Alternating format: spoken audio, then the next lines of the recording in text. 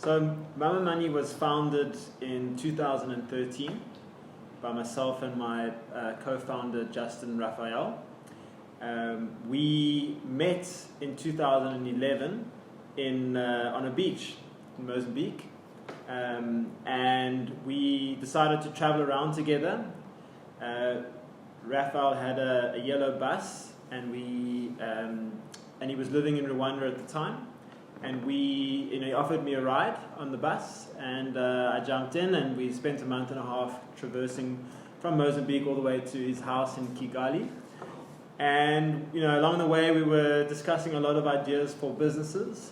A lot of them were quite funny ideas. And then, I suppose a year later, we met up in Rome, in Italy, and over a pasta, Raf said, "Why don't we start a money transfer operator?" Which is something that I'd never thought of before, and thought it was a crazy idea. And none of us have a background in finance, and started to research the topic and find out a little bit more about money transfer globally and in Africa and in South Africa. And the more we kind of discovered about it, the more we realized there was an opportunity to actually disrupt the market and a need for an innovative service.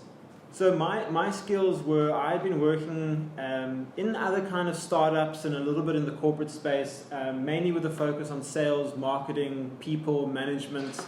That was my background, and I was kind of disillusioned with that after doing it for several years, and actually decided to go on a sabbatical. And that's when I met Raf. So I was kind of on the road, and everyone said, "You got a great job. Why are you quitting your job? Why are you going traveling?" And I was like, "Well, this is what I want to do." And then along the way, you never know who you're going to meet. Raf's background was, he's an aid worker by heart, so he was working for the United Nations World Food Program. And so, being based in Rwanda, East Africa, working in food insecure camps, he saw firsthand that, when people would get money from a relative in a neighboring country or from, further afield, that extra $1 or $2 that they would get, immediately they would buy better food.